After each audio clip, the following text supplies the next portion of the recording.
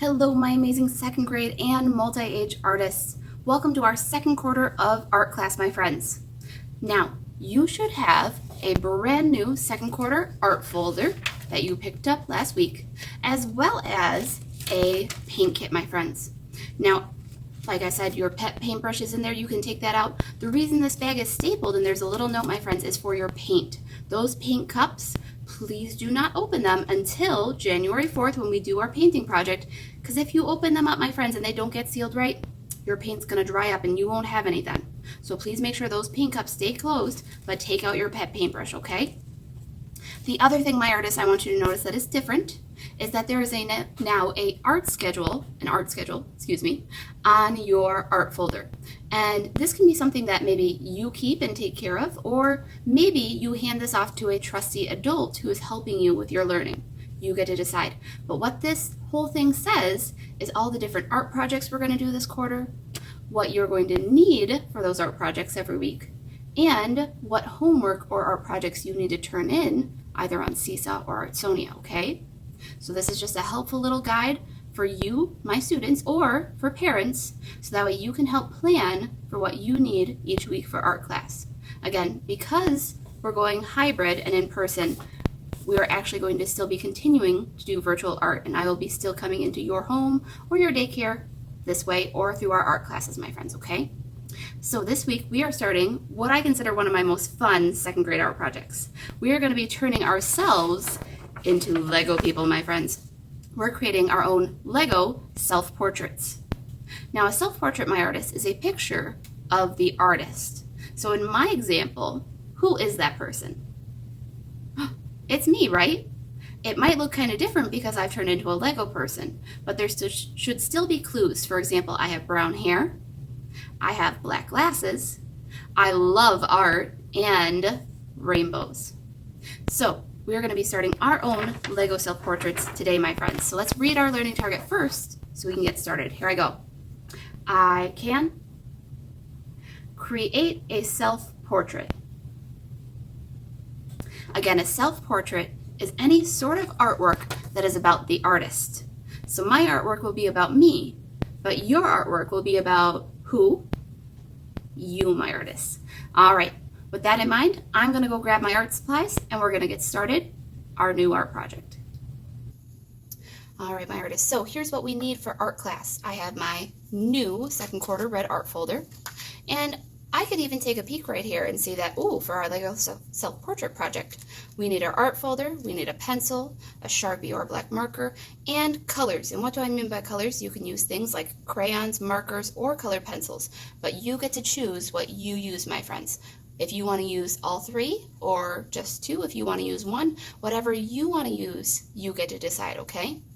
I'm going to actually push those off to the side for a moment, though, because we need to do some drawing first. So, again, I'm going to go ahead and open up my art folder when I'm ready. This piece of paper, you can decide it can go to a trusted adult or it can get tucked into your art folder. And the only thing you need to grab out of your folder, my friends, is that Lego picture. That should be the first page in your art folder. You do not need anything else yet. So I'll go ahead and set my art folder off to the side with my paper clip. That way I have those ready to go for later. Don't need that yet. All right, my friends. So right now, let's take a look at our Lego person. I see feet and I see legs. I see hands that look like Lego people hands and arms. There's a body and uh-oh. What happened to our Lego person's head? There's a top missing. Now, the reason, my friends, I left the top off was because we need to add our own unique hair. And in the Lego world, we could easily just plop some hair right on top of there by popping it into place. But that's not the same case when it comes to drawing hair, my friends. So I'm going to teach you first how to draw some Lego hairstyles. And I have a couple different examples for you, friends. For example, at the top I have some gentlemen style haircuts, and on the bottom I have some ladies style hairstylings and haircuts. I want you to look at the one that maybe represents your hair the most. The way that you can tell is by actually feeling your own hair or looking in a mirror, my friends. For me, I know that my hair is long and straight. So I would find the one that represents me. But you might be different. Maybe you have really short curly hair. Maybe you have spiky hair. Maybe you have shorter straight hair or wavy hair. Maybe you like to have your hair up in a ponytail or off to one side.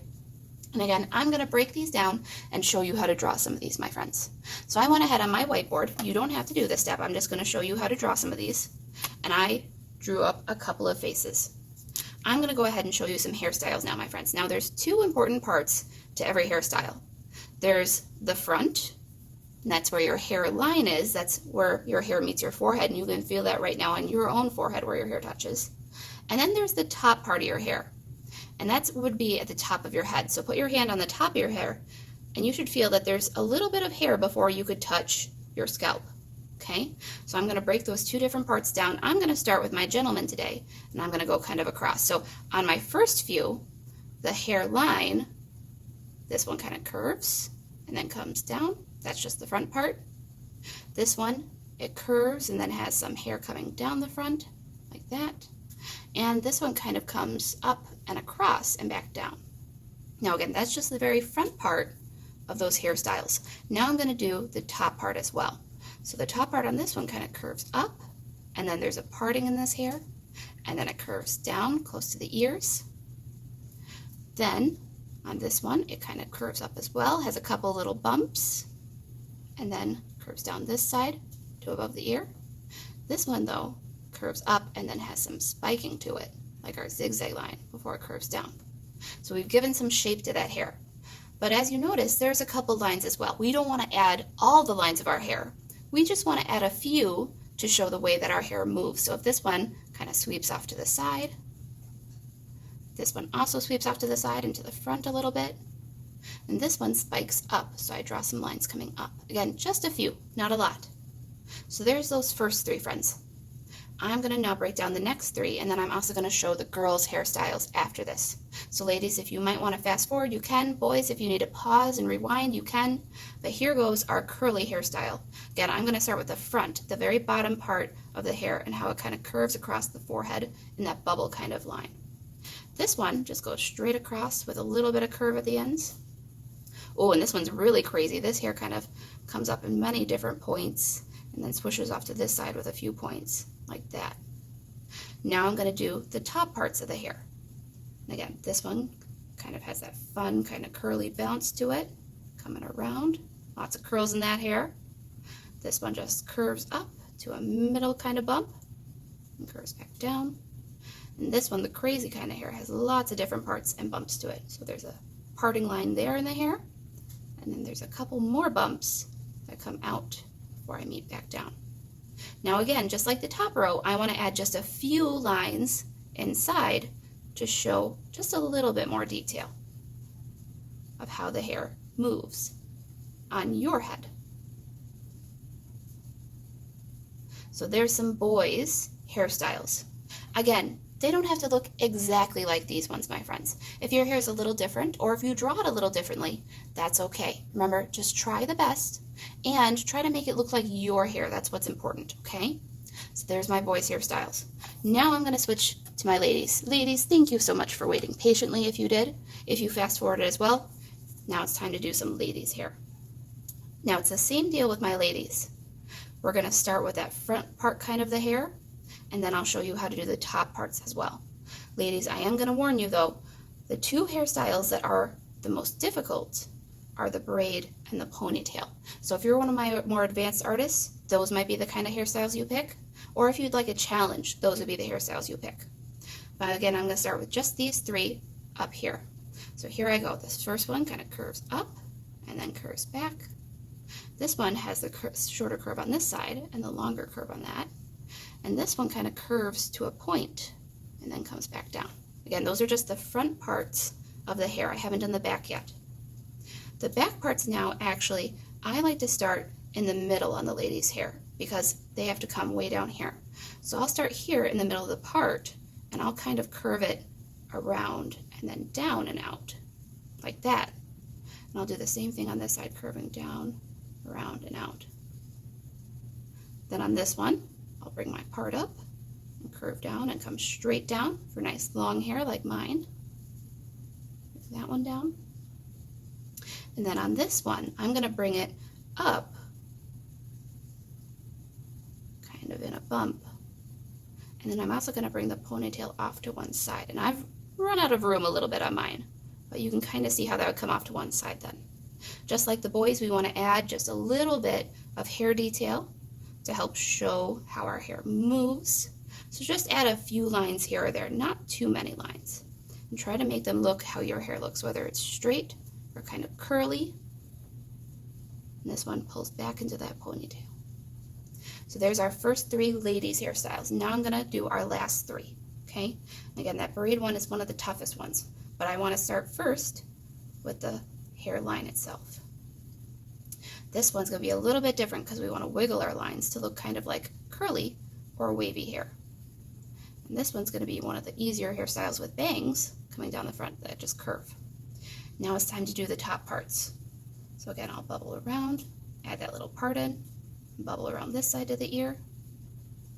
On this one, I'll go ahead and start from the part, and again, I want to make some wiggly lines as I come around and down.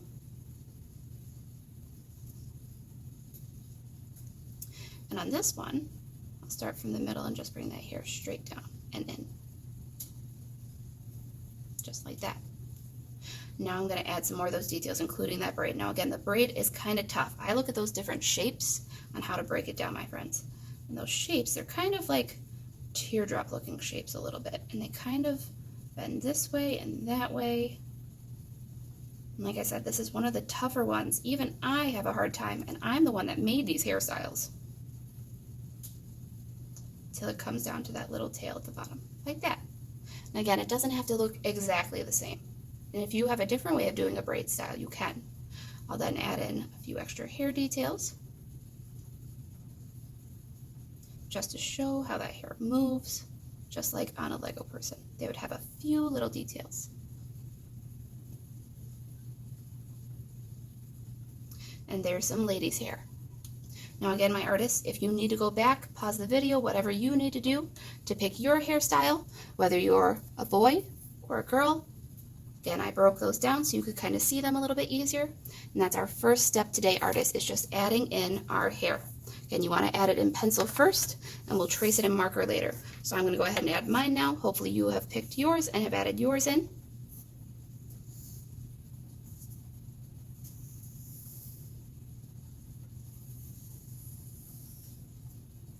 Again, I'll add those few lines in my hair to show how my hair moves. I'm doing mine in pencil again today in case I make an oops like this hair over here. Looks like I just rolled out of bed. It's all poofed up. Maybe I'll curve that in a little bit more gently this time. All right, so there's my hair. After our hair, we need to decide what our face looks like. Now, on a Lego person, my friends, there's not as many details as on a real face. I want you to take your 2 hands right now and feel your face a little bit. And I want you to find the 2 things that stick out from the front and sides of your face. What are they? Well, I can feel my nose and my ears are sticking out. And those are the 2 things that Lego people don't have. Because as a toy, a small toy, they have little bits sticking out. Those parts could easily break off. So we're not going to include noses or ears. The only thing you have to have are 2 eyes and a mouth. Now, if you happen to have other details, for example, I happen to have glasses on my person or on me, I might also want to add that. Now, it doesn't matter what type of mouth or smile or what you want to add, my friends. You can decide if you want to make a more fanciful mouth like we had on our sons. I'm drawing that one here. If you just want to do a simple smile, you can.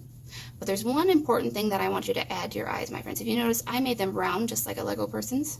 The one thing you want to add is a smaller little dot, and that's called a highlight. We're going to leave that part white, my friends.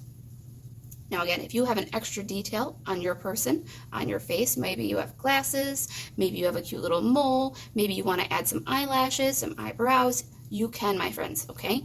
Make your Lego person start to look more like you. So I'm going to start adding in my glasses now. And again, they don't have to look exactly like my glasses, but they should look similar.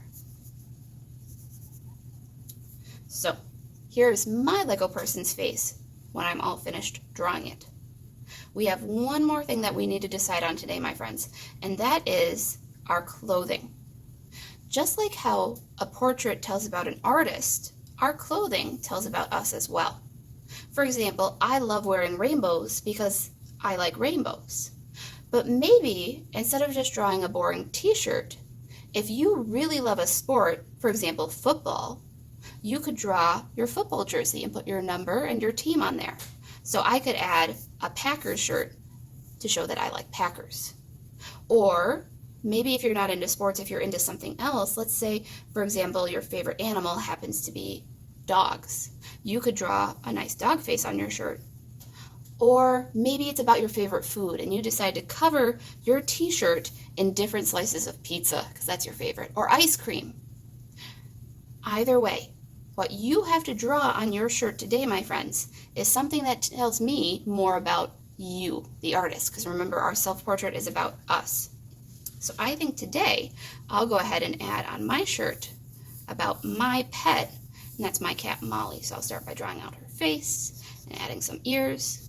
Now again, I want you to make something that's about you though, so please do not copy me unless you also have a pet cat or cat happens to be your favorite animal, right? But draw something that represents you.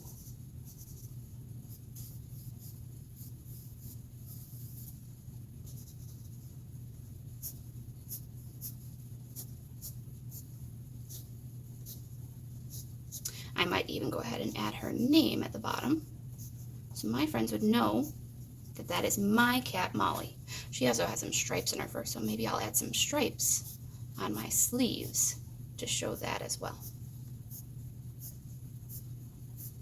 All right, my artist, when you are finished doing your hair, your face, and your t-shirt, it is time to get tracing. Now again, I'm going to speed up this step a little bit, that way you don't have to watch me go through it slowly.